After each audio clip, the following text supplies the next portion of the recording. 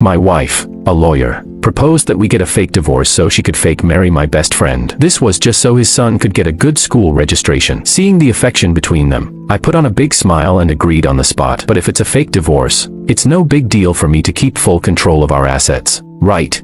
Chapter 1. Today, Ryan officially divorced Olivia. To celebrate his liberation, he organized a gathering and invited many friends, including Nora and me. My wife Nora was Ryan's lawyer. Without Nora, Ryan and Olivia's case wouldn't have gone so smoothly, nor would he have had the upper hand in the property division. So, his first toast was to Nora. Thank you, sister-in-law. I won't say much else. Cheers to you. Nora slightly frowned and declined. I'm on medication. Can't drink. I gave her a strange look. She wasn't sick. So what medication? Since Nora started dating me, she's always been quite delicate, relying on me to take care of any discomfort. So, I was sure she wasn't on any medication, but I didn't understand why she said that. Ryan's hand holding the wine glass froze, and he stood there awkwardly. He smiled bitterly. It's okay, sister-in-law. I'll drink. A hint of worry flashed in Nora's eyes. Seeing Ryan down the drink, she bit her lip without speaking, just frowned slightly in reproach. Today, Ryan was truly happy. From Olivia's cheating until now, it had been almost 6 months,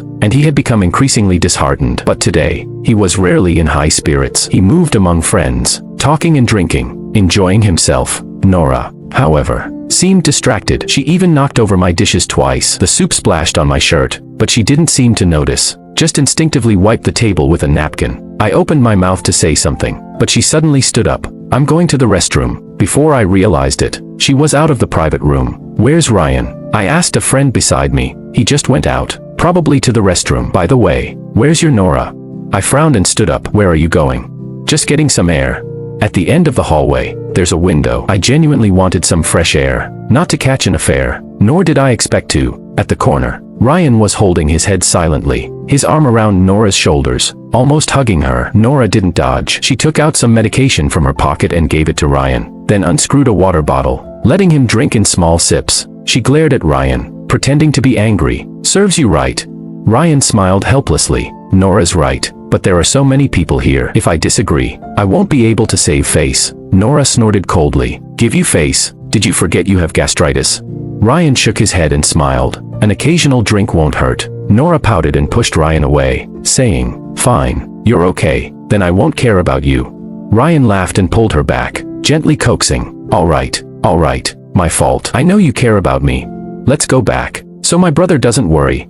Chapter 2. I left. The moment they walked out from the corner, I left. One was my best friend, the other the person I loved most. How was I supposed to face this? But it seemed like I deserved all this now. Ryan has been my childhood friend and my best brother. We grew up together for over 20 years, and my trust in him surpassed everyone else. Likewise, his trust in me was the same. So, when he found out about Olivia's cheating, he didn't worry about me laughing at him. He told me first. It was a very painful period for him. He was obsessed with why Olivia cheated and why she betrayed him. He didn't think about how to handle it, only stubbornly wanted an answer. I drank with him, played cards, took him to the internet cafe we frequented in high school and played all night. At that time, Nora had a big tantrum. She felt I was neglecting her because of Ryan. There was nothing I could do. Having such a brother, since childhood, he followed me everywhere. In elementary school, he insisted on going to the restroom with me. If I didn't want to go, he would hold it in, telling me that good brothers must go to the restroom together. In middle school, he was in the same school as me, always calling me Brother Ming from behind. When I ran for class committee,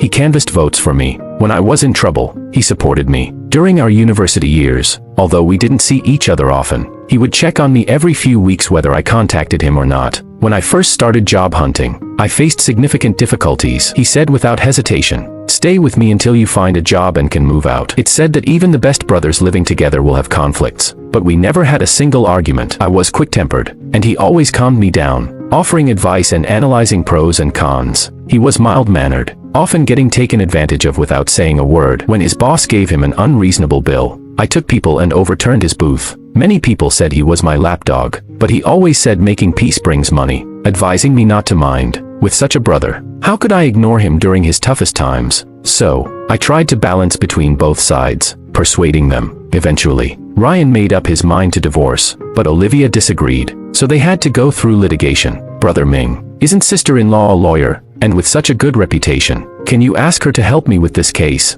Rather than letting someone else earn the lawyer's fee, it's better for family. Of course, I wanted to help him as much as possible, but I knew it would be troublesome. Nora's willingness was another matter. Handling a friend's case and taking money was awkward. After all, Nora is Nora, and I am me. If it were me, I would do it for free. But between husband and wife, some things need mutual understanding. So, I said I'd ask, without making any promises. Sure enough, Nora looked troubled when I mentioned it. Honey, I've thought about it. You often talk about your brother, and I always thought he was quite soft. If he meets conflict, I'm worried he might back down or reach unfavorable agreements. What should I do then? From a litigation strategy perspective, a retreating attitude is the most disadvantageous in a negotiation. Also, if the judgment isn't favorable, your brotherly relationship might suffer. Why don't you tell him I don't usually take civil cases, so it's inconvenient?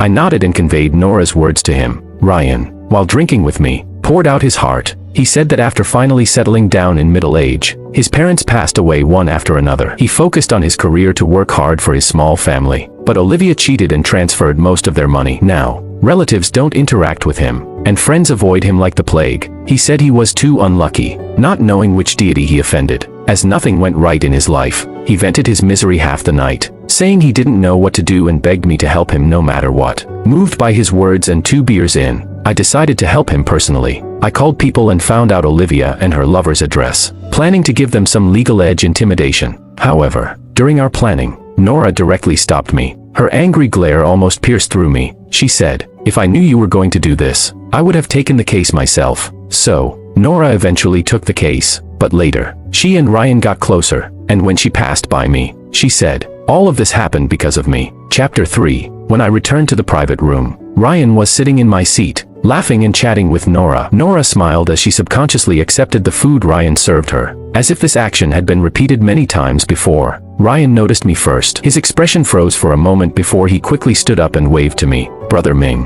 where did you go? I didn't see you." I pushed his arm away. "Just went out for some fresh air." Ryan's eyes were momentarily dazed. He pretended nothing was wrong and smiled at me. "Then sit down. I'll go talk to them." I returned to my seat, sat down lifelessly, lit a cigarette, and immediately extinguished it in the ashtray. Nora looked at me with confusion. "What's wrong with you?" I looked at her, puzzled. "What do you mean what's wrong with me?" Nora frowned and sulkily began eating. In the years after our marriage, whenever Nora saw me looking displeased, she felt I was giving her attitude, that I was disrespecting her. It seemed like no matter what happened, I always had to appear happy. At that moment, a few people were clamoring to drink with Ryan. Nora showed that worried expression again. I looked at her, finding it quite amusing, and laughed out loud. She glanced at me and then, as if realizing something, quickly avoided my gaze and looked down. I stood up and poured a glass of wine, addressing Ryan politely. "Brother, you've drunk everyone else's toast, but you can't refuse mine, can you?" He smiled awkwardly and then politely said, "Of course not. How could I refuse Brother Ming's toast?" I glanced at Nora's mixed expression of anger and worry, then at Ryan's helpless face as he drank. I felt quite pleased. After one glass, I naturally toasted another. The people around us marveled at how close Ryan and I were. Later, Ryan drank a lot, but it seemed like I drank even more. In a state of semi-consciousness, Nora grabbed my hand, but I instinctively pushed her away. In the end, Ryan on my left and Nora on my right supported me into the car. Nora said to Ryan, "Why don't you come with us? I'll drop you off first." Ryan shook his head. "No need. I'll take a cab. You take Brother Ming home." Nora, thinking I was too drunk to be aware, said, "It's too late, and you've been drinking. I won't feel at ease. It's on the way." Ryan suddenly lowered his voice. "Sister-in-law, don't. I'm fine. You take Brother Ming home." I overheard everything without any burden, then closed my eyes and turned over. Ryan ultimately didn't get in our car. The ride home was silent. No music, no conversation. That night, Nora stayed up all night in the living room watching videos. I, on the other hand, slept soundly and, for once, had a pleasant dream. Chapter 4. Ryan's case was not smooth from the beginning. As Nora described, Ryan's personality always made him indecisive. A lawyer needs to know the facts to provide corresponding strategies, but Ryan often missed the point, and he would gloss over key issues. Sometimes, seeing him so hesitant, I couldn't bear it and often impatiently urged him to face the problems. Nora sighed and called me outside, saying, "Honey, let him talk to me alone, maybe with you around. He's embarrassed to talk about family matters. After all, it's pretty humiliating." That day, they talked in the office for over an hour. When they came out, Ryan's brow was unusually relaxed, as if a weight had been lifted off his shoulders. He said, "Thank you so much. brother and sister-in-law. I asked what happened. He said, sister-in-law is very considerate and respects my feelings. He looked at me with envy in his eyes. That look and his description made my heart skip a beat, but I didn't think much of it. I asked Nora what she did. She said, nothing much. I just had a heart-to-heart with him. Told him most families have their own misfortunes, and some things must be faced. I also encouraged and comforted him. Men need some respect, and once that's considered, they open up. I'll handle future contact with him alone. Sure enough, from that day on, the case progressed more smoothly. At first, Ryan would chat with me about the progress. I don't know when, but our contact became less frequent, until one day, I called him to ask about the case's progress. He casually said, "What progress? I'm not sure. Sister-in-law is handling everything." I replied helplessly, "All right, I'll ask her tonight." He said there was no need. Nora is right next to me. I'll let her talk to you. So, suddenly, through my brother's phone, I spoke to my wife. Nora said something, but I wasn't paying attention. I just thought their relationship seemed a bit too close. Nora teased, "Are you unhappy that I'm getting along well with your brother?" I casually asked her, "Do you still think Ryan is soft and prone to backing down?" At the time, Nora was busy with her laptop, taking a break. She laughed. "Actually, he's quite interesting." Too many clues made my suspicious mind more and more tense. When did that string break? It should have been that early morning. Nora and I were both asleep when her phone suddenly rang. Half asleep, she answered. I don't know what she heard, but the next second, she sat up suddenly. She said, "I'll be there right away, Ryan. Don't open the door for her and don't talk to her, but keep the recording on. I'll call the police first. Wait for me." She then hurriedly started finding her clothes. Nora, unlike my carefree self, always did things methodically. Though we influenced each other over the years, I had never seen her this anxious. It gave me a bad feeling. I asked her, "What happened?" She said, "Olivia went to see Ryan again. She's threatening to kill herself if he doesn't open the door. You go back to sleep. I'll handle this," I blurted out. "Shouldn't he have called me first? Why call you? Wouldn't it be more useful if I brought some people over?" Nora turned around, stunned. Her eyes filled with disbelief. She said, "Samuel Ming, what are you thinking? He's your best friend. His parents died. His wife cheated, and he's tormented by lawsuits. Are men's hearts made of stone? Why do I see no sympathy in your eyes? Ryan only has you as a friend. Have you ever cared for him? Every time he asks you out, you say you're busy. When have you ever gone when he called? Is this how you treat a friend?" "Yes, he is my best friend, but when he had a problem, he contacted my wife first." Nora was furious, almost slamming the door as she left. I stood there for a long time, suppressing my turbulent emotions, and finally decided to follow and see. When I arrived, Ryan's door was open. His sighing voice came from inside. She almost slit her wrists at the door. She said if she died, it'd be my fault and she'd haunt me forever. "Nora, maybe I shouldn't push her too hard." Nora's gentle voice responded, "It's okay, she won't really do it. Ryan, look at me, trust me, okay? Seeing you like this makes me." I didn't hear more and went straight in, saying, "What are you two doing?"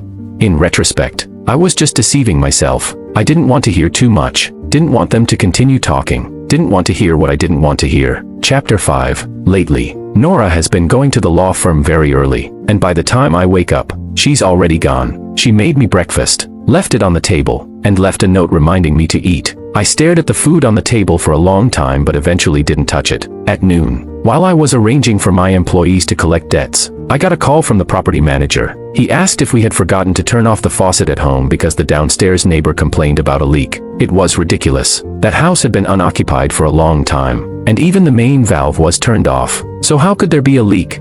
I hurried over there. It turned out to be our problem. The bathroom faucet was gushing water, and the water on the floor had spread out. I quickly turned off the faucet and apologized to the downstairs neighbor, negotiating compensation. I put on a smiling face, listened to their complaints and grievances, and finally resolved the issue. After sending the downstairs neighbor away, my face turned cold. The property manager asked if I had rented out the house and who was living there now. Yes, who was living there? It was Ryan. Unexpected, right? I didn't expect it either. When I saw the photos of him and his son on the cabinet, a rush of blood surged to my head, and my nails dug deeply into my flesh. Was I blind? I thought I was calm enough, but when I took out my phone to make a call, I found my hand trembling. How embarrassing. These hands meant for hitting were shaking like a leaf. Taking a deep breath, suppressing the urge to scream, I called Nora. No answer. I called Ryan. Still no answer. What was I supposed to think? What could I think? Without hesitation, I went straight to Nora's company. She might not be there, or she might be. If she was, what should I say? My mind was in chaos the entire way. I never expected Ryan to be in Nora's office. Nora was sitting, and Ryan was standing behind her. He was bent over, one hand on the table, the other holding the mouse. And Nora, she was tilting her head, looking at him intently. I knew that look. I knew what it meant. Bang.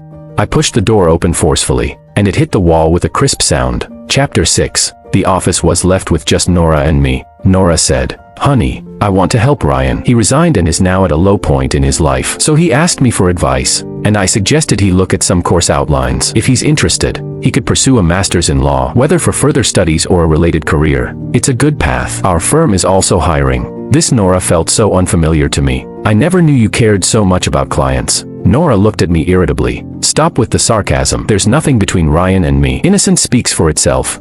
I nodded. Got it. But as I got up to leave, she grabbed my sleeve and asked, "What do you mean?" I looked at her, puzzled. "Isn't it clear? Do as you please."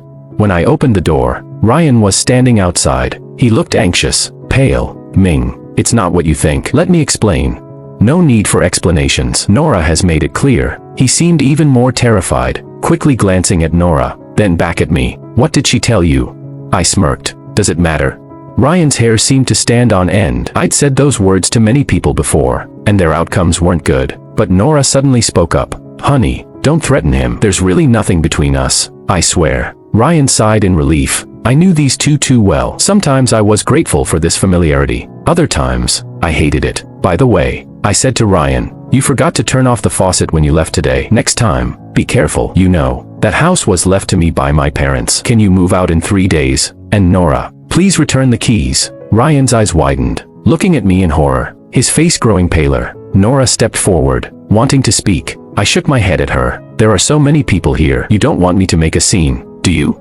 I walked away without looking back. I heard that after I left, Ryan fainted. Nora told me this when she came back to pack her things. I let him stay in the old house because Olivia kept pestering him. "You're his best friend. You know his state." He quit his job and went home because those life issues were overwhelming him. Now, because of your threats, he's becoming more anxious. I just wanted to help him. I was going to discuss it with you, but you were always suspicious. We didn't want you to misunderstand. She said, "I know you're upset with me now, so let's take a break. There's a big criminal case that needs our team's attention, and it might be an opportunity for me. I'll stay at the firm for a few days." "Nora," I called her. "You're going to the firm, right?" Nora looked at me, her eyes cold. She said, "Samuel, what do you want from me? Can't I have my own career?" Then she stormed out, slamming the door, leaving without hesitation. Suddenly, I remembered what Ryan said to me that day when we were drinking. He said that day he angrily questioned Olivia. "Why are you doing this to me? Didn't you say you'd always be by my side, no matter what? Always supporting and encouraging me?" And Olivia? She just smiled faintly, as if talking about something ordinary to an ordinary person. She said, "Everything in this world changes. Why can't I? Why can't my feelings for you change?"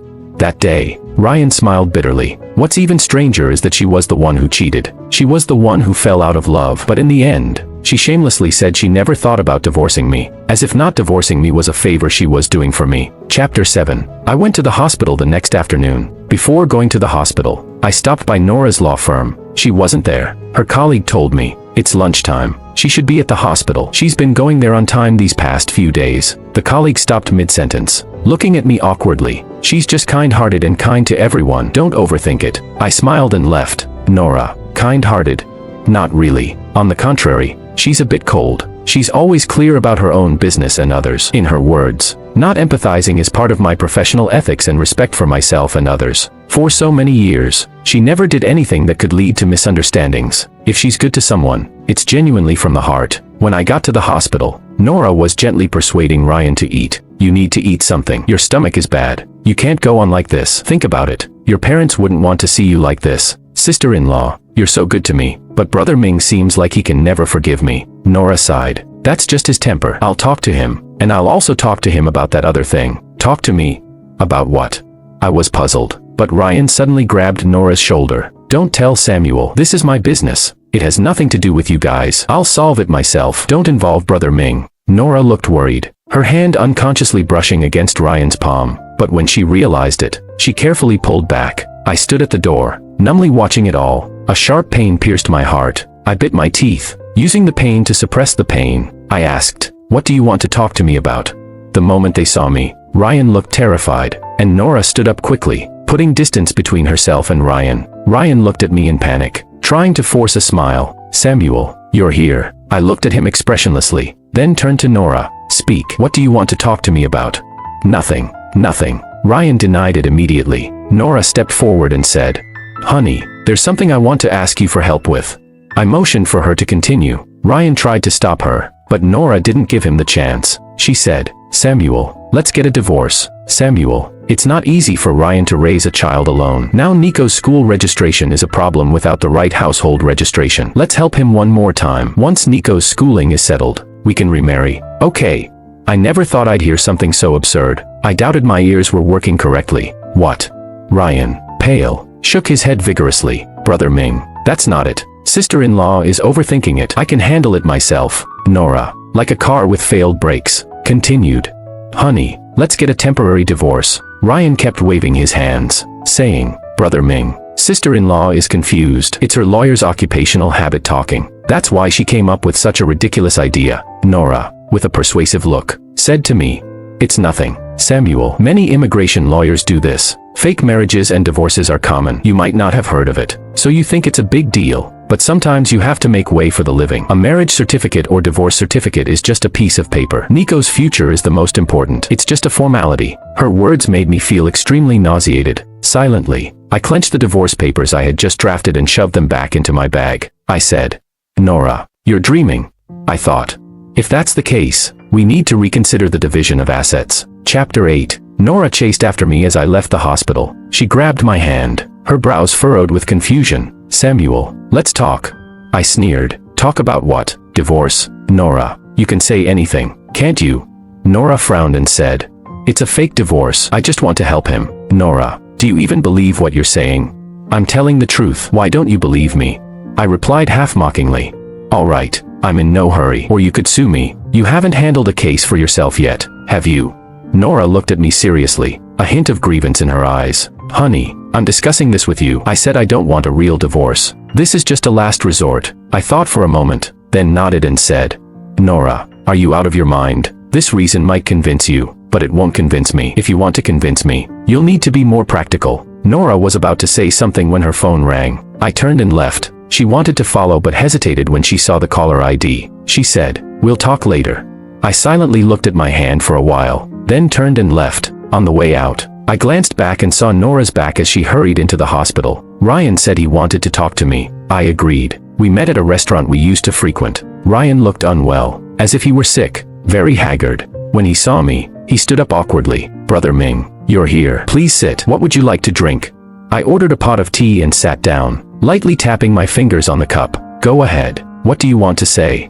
Ryan gave an awkward smile. Brother Ming, don't listen to sister-in-law. She's just worried about my kids' schooling. I'll handle it myself. I can't trouble you and your wife anymore. Ryan was smart for once. He lumped Nora and me together, making it seem like we both wanted to help, but it was too late. Ryan, do you like Nora?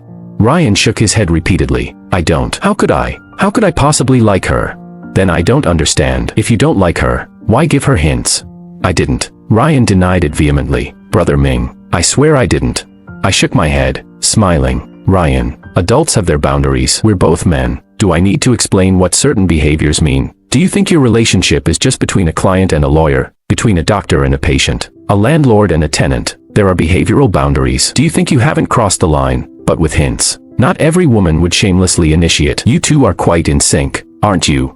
I smiled as I finished, my fingernails scratching the cup's surface with a grating noise. Ryan's face turned as white as a ghost. He looked at me in fear and said, Samuel, I really didn't. I coldly stared at him. Didn't, Ryan. I have to admit, you're very good at reading women and understanding their emotions. When I used to ride in your car, what did you say? You said your passenger seat was only for Olivia or your girlfriend. I called you a hopeless romantic back then. I said, what's the big deal? I'm a man. And you said it still mattered because women care about these small details. So I want to ask, what were you thinking when you had Nora sit in the passenger seat when you came to see me? Ryan froze in place. I pointed across the way. I was there before you came. The view was quite clear. So I clearly saw Nora coming with Ryan, and when they got out, she stood on tiptoe to tie his scarf. Ryan opened his mouth. I interrupted him. Don't tell me she's just too kind and worried about you as a client. Ryan, if you insist on that, I'll have to assume you think I'm a fool. If that's your point, Our conversation ends here. What do you think? Ryan slumped back in his chair. I looked at him indifferently. He said, Brother Ming, I was wrong. I'm sorry. I really was wrong. He continued, my parents died, my wife cheated, and I suddenly felt like I had no purpose, like I was me, and everything else was separate. Brother Ming, I never thought anything would happen with sister-in-law. I just couldn't let go of her kindness and concern, and that led to this. He said he was just too empty inside and needed a woman to fill the void. Unfortunately, that woman was my wife. I'm sorry, Brother Ming, I was wrong. From the moment Nora suggested the fake divorce, I knew I was wrong. Don't worry, nothing ever happened between us. I'll draw the line and return her to you. We won't see each other again. Brother Ming, forgive me this once, please? I smiled noncommittally, mockingly. I said, only now do you realize, brother, you're still not being honest. So, your first reaction in an emergency at night was to call her, not me. If I hadn't shown up, do you think it's normal for a man and a woman to be alone together? She dared to let you stay in my house out of pure kindness. Do you think that's normal? As a client, she's making career plans for you, even trying to get you into her firm. Do you think that's normal? You say it's just because you can't let go of her kindness and concern. That's a tough claim. You two are practically glued together, and you only realized the mistake when she suggested the fake marriage. It's not like that, Brother Ming. Feels good, doesn't it? My woman goes out of her way to be good to you, even willing to divorce me. Must be thrilling, right? Ryan shook his head. He seemed unable to say anything but shake his head. Stop pretending. Ryan, you just said you'd return her to me. You used the word return, implying you assumed she was yours now, right? So I'm not wrong. You two must have already confessed your feelings, right? Ryan looked up, shocked, staring at me in disbelief, as if he couldn't understand how I knew. Ryan, I've known you for over 20 years. No one knows you better than I do. My words shattered Ryan's composure. Samuel, remember the man Olivia cheated with? I met him before your lawsuit. He wasn't with Olivia anymore. He even had a new girlfriend and was planning to get married at the end of the year. He was doing well, very at peace, almost like he had been reborn. He wanted to apologize to you, saying he was immature back then and hoped you could forgive him. He said he had moved on and hoped you could too. I understand Ryan. Likewise, he understands me. He knew what I was implying, so he begged me to stop. But of course, I would continue. Can you forgive him, Ryan? He tore your family apart, messed up your life, and then just walked away with an apology. Why does he think you should pick up the pieces he left behind? Why does he think you should accept his return? Ryan, why is he so awful? I added, I really considered you a brother back then, but I admit I was short-sighted, not expecting Olivia to cling to you after that guy disappeared. Chapter 9. Ryan was trembling all over and asked me what I wanted. I sneered, a divorce, making room for you too. Ryan's lips quivered. I never thought about it before, and I never will. Brother Ming, I won't be with her. His words were as solemn as an oath. Really, that's your business. I looked out the window. I said nothing, but if Nora knew Ryan was saying this, she'd probably be devastated. That thought made me smile. Seeing my smile, Ryan hurriedly said, Brother Ming, if you want a divorce, then divorce her. She doesn't deserve you. I stood up and looked at him with disdain. Before leaving, I said to him, Ryan, you don't need to call me brother anymore. We stopped being brothers long ago. Ryan and I truly grew up together. From kindergarten to marriage, always the best of brothers. Back then, our families lived close, just upstairs and downstairs. When we were kids, his parents often fought, and he was scared, hiding in the hallway crying. So I'd take my allowance, treat him to snacks, and bring him to my house to play games with me. I'd even stand up to his dad who wanted to hit him. Later, seeing how pitiful he was, I started having him over for meals and to do homework together every day. Everyone knew that Samuel's best friend was Ryan. Everyone knew that Samuel always stood behind Ryan. If I had food, he'd never go hungry. I never minded giving and taking with him. From kindergarten to high school, the farthest we were ever apart was the distance between 2 classrooms. Even in college, we never lost touch. My dad joked, I should just adopt you as my godson. Ryan nodded. I grew up eating Ming's family's food. Calling Samuel brother and calling uncle dad is only right. How laughable, to be betrayed like this by the person I trusted the most. I truly deserved it. Nora came home at dusk. She said to me, honey, let's just help Ryan. He's your best friend. You can't bear to see him down and out, right? I nodded, saying, yes, but I'm not a lawyer. I can't take divorce lightly. It makes me uneasy, especially since a divorce involves dividing assets. Even if the divorce is fake, the procedure is real, she replied. Honey, it's just a fake divorce. When the time is right, we'll remarry. If you're worried, I'll transfer all the assets to you. I looked at the woman in front of me, seeing her head over heels in love, seeing her deceive herself. I made a helpless expression and said, Alright, let's get a divorce then. Our divorce process was smooth and quick. The divorce agreement was prepared by her. The property, car, and bank savings were all given to me. On the day we got the divorce certificate, I asked Nora to move out of the house. She was stunned, confused. What do you mean? I said, the house is mine. We're divorced. Isn't it normal for you to move out?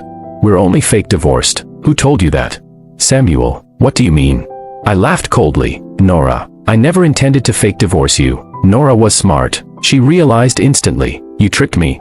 Tricked you? Not really. Nora stared at me helplessly for a long time. Finally, she said, you don't have to do this. There's nothing between Ryan and me, and there never will be. I just wanted to help him. There's no possibility between us.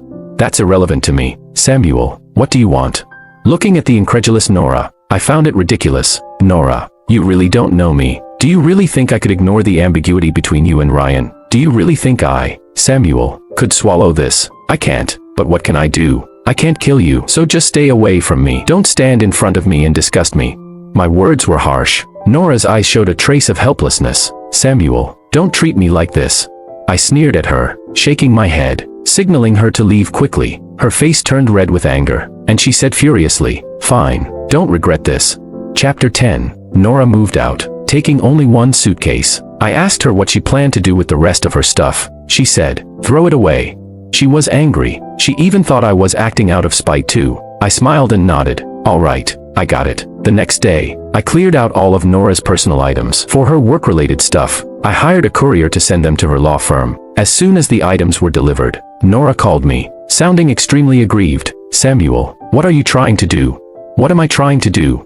What a stupid question. Nora, can you stop being stupid? I hung up and blocked her on all communication platforms. From that day on, I cut off all contact with Nora. Later, Ryan sent me a message. Brother Ming, I'm leaving. I won't bother you anymore. A couple of days later, he sent another message. I gave custody of the child to Olivia. She will handle his schooling. I was too stubborn before, thinking a mother like her would affect our son's future. But now I realize, it's just a case of the pot calling the kettle black. She is still Nico's mother. Brother Ming, I'm sorry.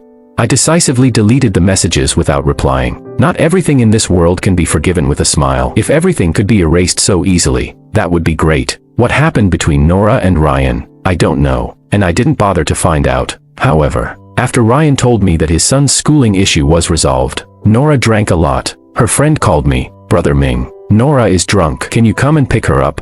I said, we are divorced. I thought I had made myself clear, but I didn't expect Nora to come to me on her own. Though she had a slight smell of alcohol, her eyes were clear. I knew she wasn't drunk. I asked her, what are you doing here? Nora smiled at me. Honey, Nico's schooling is settled. Let's remarry tomorrow. I was silent for a few seconds. Nora, are you joking? Nora's lips pressed into a straight line. We agreed on this. It was a fake divorce. Her tone made me feel absurd, just like when I first heard her say she wanted a fake divorce. Nora, I don't believe you can't see it. Is it fun to deceive yourself like this? I tried to close the door, but Nora blocked it. Honey, let's talk. Talk. Nora and I missed the best time to have a good talk long ago. Now it's too late to say anything, but since she wanted to talk, I would talk with her. I just hoped this farce would end here. But how to start the conversation? I couldn't find a clue for a moment. Finally, Nora spoke. She said, our fake divorce was just to help Ryan. Now that Nico's issue is solved, let's remarry. Okay.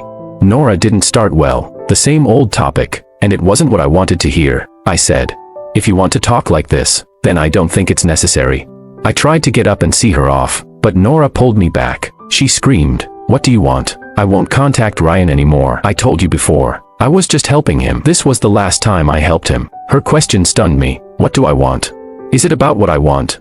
From the beginning to the end, she never asked for my opinion. At that moment, the emotions I had suppressed for months finally exploded. I had been struggling to maintain my dignity as a man. The harm Nora and Ryan caused me was not just emotional betrayal. It was the collapse of trust. When they treated me like a fool, secretly flirting under my nose, when they humiliated me to this extent and still thought I should endure it, I began to reflect on myself. What did I do to make others think they could walk all over me? Were they secretly mocking me when I was being sincere with them? Mocking me for being a blind and foolish idiot?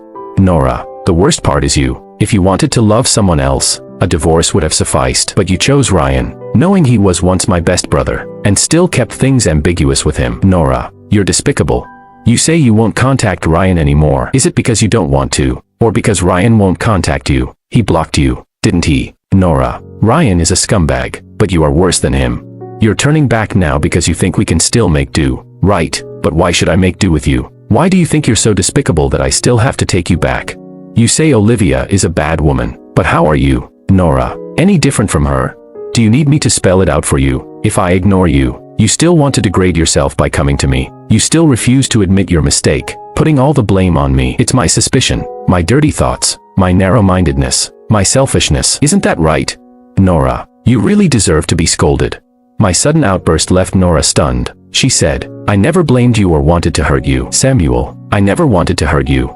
I sat on the sofa, closing my eyes slowly, and said, what do you mean by not wanting to hurt? Clearly liking someone else but hiding it from me. Isn't it that you feel it's painful not to be with another man, but at the same time you think you're doing it for me, maintaining our family's dignity, protecting my face, so you feel noble? Nora, I see it clearly. Your ambiguous relationship with Ryan was mixed with your revenge against me. You've been dissatisfied with our marriage for a long time, right? You've long been tired of our relationship, right? You think I've restrained you, possessed you, and that a little revenge doesn't matter. You think all I lose is my dignity as a man, while you lose love, right?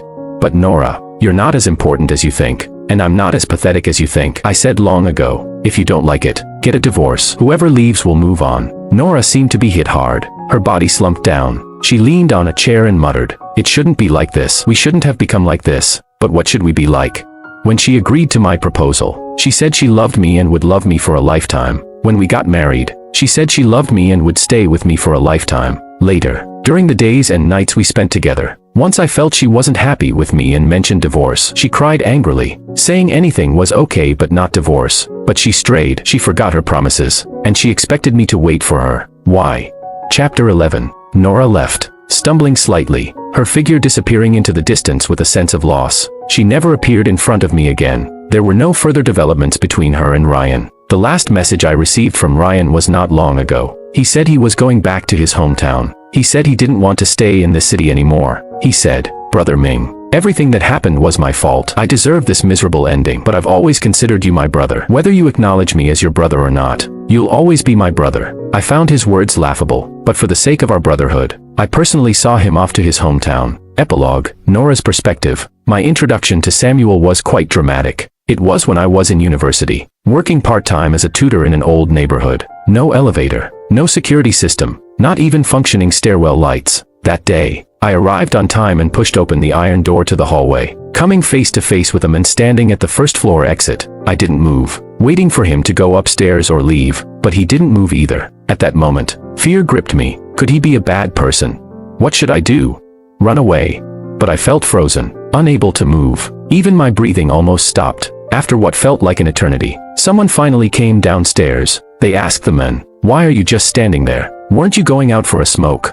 The man chuckled. I think I scared this young lady. That man was Samuel. I didn't get a clear look at his face that day until he approached me later at school and greeted me. He spoke softly, as if afraid of scaring me. He was a gentle and considerate person, quite unlike Ryan. Ryan was sensitive, melancholic, always full of worries, and timid, unable to shoulder responsibilities. I didn't like him much, especially when Samuel got hurt because of him. By then, Samuel and I were already together. I was furious, cleaning his wound and asking, aren't you afraid?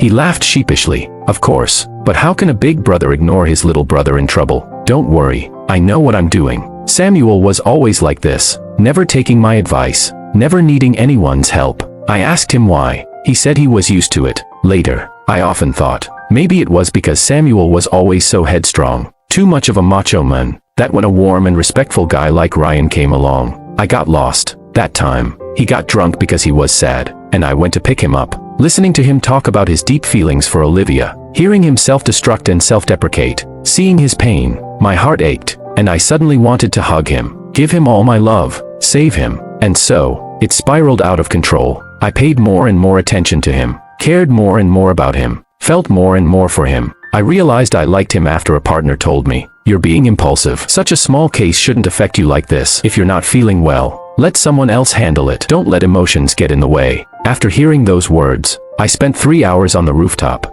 until Ryan called. I made something tasty. Do you want to come over? At that moment, I was filled with tenderness, even smiling as I replied, sure. I had fallen for Ryan. I had fallen for my husband's best friend. I could feel that he had feelings for me too, but neither of us broke the silence. We pretended nothing inappropriate had happened, pretended we were just doing what ordinary friends do. We even deliberately ignored Samuel's presence. Samuel said that when I was being ambiguous with Ryan, it was out of revenge against him. I vehemently denied it, but deep down, I knew Samuel was right. I didn't want to hurt Samuel. I just didn't love him anymore. I transferred my affections to someone else, but I didn't seek a resolution. I gave up my own love to fulfill his desire for dignity, to maintain the facade of a harmonious family. I wronged myself and Ryan, but I felt I hadn't wronged Samuel. That was my thinking back then. I was lost, obstinate, but even then, I felt a vague sense of guilt towards Samuel. The first time I felt a crisis was when Samuel caught Ryan and me together one night. He questioned what we were doing. At that moment,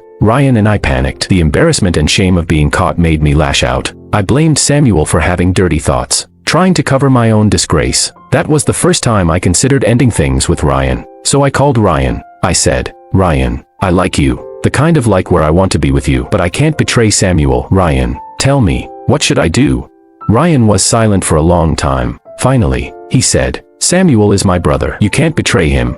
We promised each other that once the case was over, we wouldn't see each other again. So we treated that time as our last hurrah. That's why we were so careless, so full of flaws, but I didn't care anymore. Thinking about losing my true love for the rest of my life, I wasn't afraid of anything. True love. It came fast and went fast. So what true love? It was just a surge of hormones. When I realized Samuel truly wanted to divorce me, I felt like I had fallen from a great height. I deceived myself, telling myself Samuel was just angry with me, that once I ended things with Ryan, he would come back to me and love me as he did before. I went to find Ryan, and he looked at me with a complicated expression. He said, "You shouldn't have come." His gaze had changed, becoming clear and honest. How strange. Just a few days ago, we were madly in love, but Samuel's decisive action was like a loud gong, waking us up instantly. Ryan sarcastically asked me, "You didn't really think about marrying me, did you?" "What do you mean?" Ryan laughed. He shook his head as he looked at me. "You don't deserve to be Samuel's wife, and I don't deserve to be his brother." Ryan was just seeking a sense of accomplishment with me, and I was equally blinded by the thrill of the affair, unable to distinguish right from wrong. Olivia said, "Everything in this world changes. Why can't I? Why can't my feelings for you change?" I called her a scumbag, but I ended up becoming the person I least wanted to be.